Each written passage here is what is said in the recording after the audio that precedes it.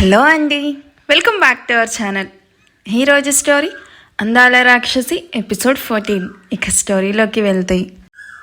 ప్రభాకర్ అప్పుడే మెడిసిన్స్ వేసుకొని నిద్రపోవడంతో చైర్లో కూర్చొని ఆశీ గురించి ఆలోచిస్తూ ఒక్కసారి ఆశీతో మాట్లాడాలనుంది. ఆశీ కాల్ చేయి తల్లి, నీతో మాట్లాడకుండా ఇన్ని డేస్ ఎప్పుడూ లేను. నీతో ఇలా మాట్లాడకుండా ఉండడం చాలా కష్టంగా ఉంది నాకు. ఇదంతా చూస్తుంటే అప్పటి జ్ఞాపకాలు గుర్తొస్తున్నాయి. అప్పుడు నీతో మాట్లాడకుండా నెల రోజులు ఒక యుగంలా గడిపాము.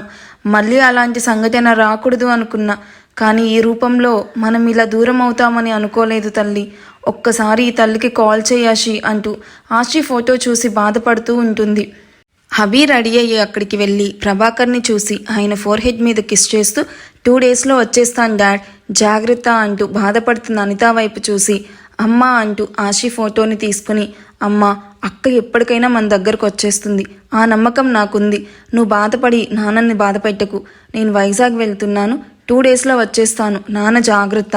నీకేం కావాలన్నా సరే నా ఫ్రెండ్ ఇక్కడే ఉంటాడు, వాడికి చెప్పు అంటూ తల్లిని హక్ చేసుకొని తన ఫ్రెండ్తో బస్ స్టాప్కి వెళ్తుంది. వెళ్తున్న కూతురు వైపు చూస్తూ కన్నీళ్లతో ప్రభాకర్ దగ్గరికి వెళ్తుంది. అభి వైజాగ్ బస్ ఎక్కాక తన ఫ్రెండ్ తిరిగి హాస్పిటల్కి వచ్చి అనితకి తోడుగా అక్కడే ఉంటాడు.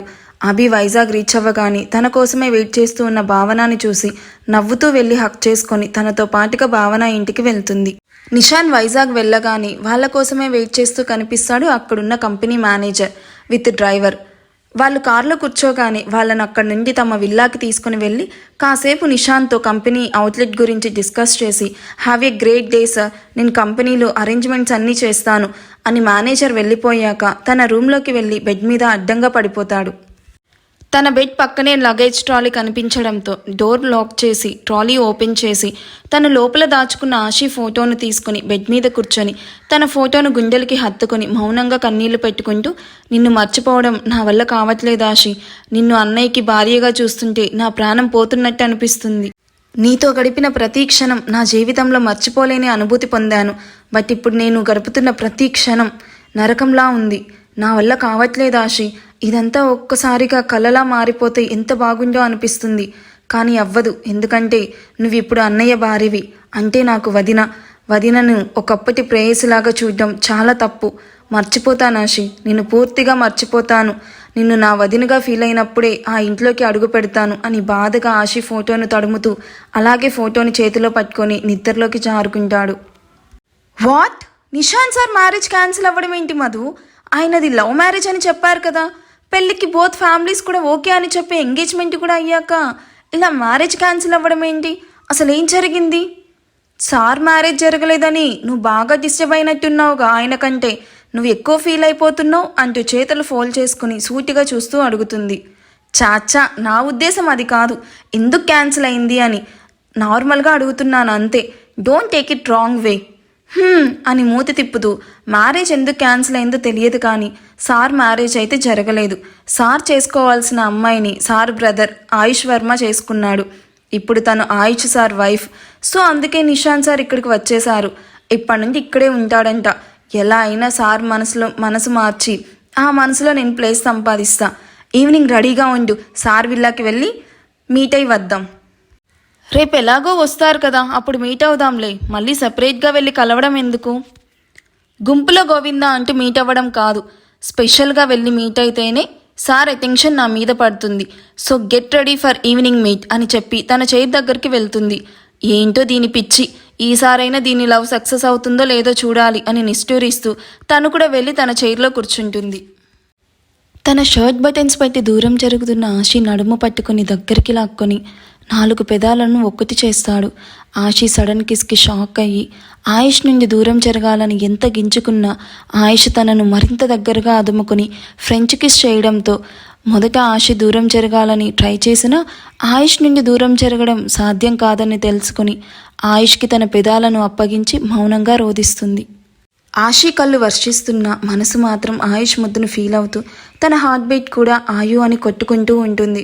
ఆశీ హార్ట్ బీట్లో వచ్చిన తేడాను గమనించిన ఆయుష్ సైడ్ స్మైల్తో 15 నిమిషాల అదర చుంబనం తర్వాత ఆయుష్ని వదిలి ఏమీ జరగనట్టు వచ్చిన కాల్ని అటెండ్ చేసి యా మార్క్ టెల్ మీ అంటూ కాల్ మాట్లాడుతూ బాల్కనీలోకి వెళ్తాడు.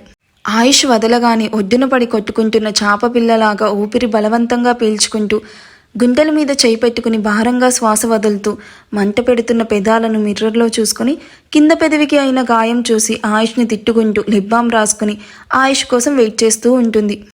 కాల్ మాట్లాడి రూమ్లోకి వస్తున్న ఆయుష్ని చూసి ఆవేశంగా వెళ్ళి ఆయుష్ ముందు నిల్చుకొని, అసలేంటి మీరు అంతా మీ ఇష్టమేనా? నా ఇష్టంతో పని లేదా? పెళ్లి బెదిరించి చేసుకున్నారు. నా ఇష్టం లేకుండానే మీరు నన్ను సొంతం చేసుకున్నారు. ఇప్పుడు కూడా నా ఇష్టం లేకుండానే మీ ఇష్టానికి ముద్దులు పెట్టడం కొరకడం చేస్తున్నారు. అన్నీ మీ ఇష్టాలే అయినప్పుడు నేనెందుకు? నేను మీకు వైఫ్నా లేక సర్వెంట్నా అంటూ అరుస్తున్న ఆశి చేపట్టుకుని దగ్గరికి లాక్కొని కౌగిల్లో బంధించి ప్రేమగా నుదుటి మీద ముద్దు పెడుతూ 2 days నీకు దూరంగా ఉండాలంటే నాకు ఎలా ఉంటుందో ఆలోచించు. అందుకే ఈ ఫ్రెంచ్ కిస్. ఈ 2 days నాకు గుర్తుండిపోయేలా నా అణువణువున నీ పరిమళాన్ని నింపుతున్నా. ఎందుకు అంతలా అనవసరంగా అరుస్తున్నావు? దియా నిద్ర డిస్టర్బ్ అవుతుంది. నేను ఊళ్ళో ఉండను కదా అని చెప్పి పిచ్చి పిచ్చి ఫీడ్స్ అన్నీ చేయకుండా బుద్ధిగా మహల్లోనే ఉండు. దియా నా గురించి ఏడవకుండా చూసుకునే బాధ్యత నీదే. అది మళ్ళీ చెప్పాల్సిన అవసరం లేదనుకుంటా. ఎందుకంటే మన ఇద్దరి బాధ్యత. అలాగే దియాను అస్సలు నెగ్లెక్ట్ చెయ్యకు. టైం టు టైమ్స్ మెడిసిన్స్ ఇవ్వు. దియా నా గురించి ఒక్క కన్నీటి చుక్క కార్చినా ఆ కన్నీటి చుక్క ఖరీదు నీ ఒంట్లో ఉన్న రక్తపు బొట్టుతో సమానం. అర్థమవుతుందా అని బేస్ వాయిస్తో చెప్తున్న ఆయుష్ వాయిస్కి భయపడుతూ అయ్యింది అన్నట్టు తలూపుతుంది.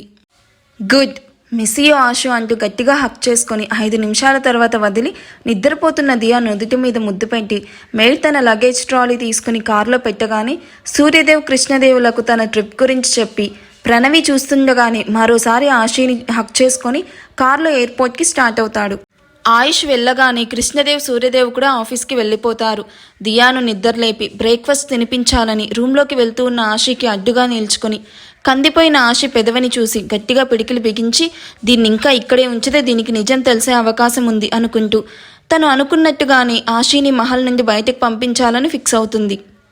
ఎందుకు అడ్డుగా నిలబడి నా వైపే అలా చూస్తున్నావు? తప్పుకో, దియాకి బాత్ చేయించాలని ప్రణవి వైపు చూసి విసుగ్గా అంటుంది. ఇలా రా అంటూ ఆశి చేయి పట్టుకుని తన రూమ్లోకి తీసుకెళ్ళి నిన్ను ఈరోజు సాయంత్రం మ్యాన్షన్ నుండి తప్పిస్తాను. ఎక్కడికైనా వెళ్ళిపో. బట్ ఇప్పుడే మీ పేరెంట్స్ దగ్గరికి మాత్రం వెళ్ళకు. నువ్వు ఇక్కడి నుండి వెళ్ళాక మీ పేరెంట్స్ దగ్గరికి వెళ్తావని బావకి బాగా తెలుసు కాబట్టి నేను ఈజీగానే కనిపెట్టేస్తాడు. వాట్?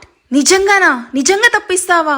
యాహూ అంటూ డ్యాన్స్ చేస్తూ విడుదల, నాకు ఈ బీచ్ నుండి ఫ్రీడమ్ రాబోతుంది అని ఆనందంగా ఎగురుతూ ఆ ఆనందంలో ఆయుష్ చెప్పిన మాటలను గాలికి వదిలేస్తుంది. నెక్స్ట్ ఏం జరుగుతుందో ఎవరైనా గెస్ట్ చేయగలరా? ఈ ఎపిసోడ్ ఎలా అనిపించిందో నాకు కామెంట్ చేయండి. అండ్ నా వీడియోస్ ఎక్కడి వరకు రీచ్ అవుతున్నాయి, ఏ ప్లేసెస్ వాళ్ళు ఎక్కువ వింటున్నారు అని తెలుసుకోవాలని ఉంది. ఐ మీన్ హైదరాబాద్, బెంగళూరు ఇలా ఉంటారు కదా. సో మీరు ఎక్కడి నుంచి చూస్తున్నారో నాకు కామెంట్ చేయండి. నేనైతే ఈ వీడియోస్ ప్రజెంట్ నెల్లూరు నుంచి చేస్తున్నాను. సో మీరందరూ ఎక్కడి నుంచి వింటున్నారు నాకు కామెంట్ చేయడం మాత్రం మర్చిపోవద్దే. నిజంగా నాకు తెలుసుకోవాలని ఉంది ఎంత దూరం వెళ్ళింది నా వాయిస్, నా వీడియోస్ అని. సో కామెంట్ చేయడం మర్చిపోవద్దు. Thank you for watching. Bye.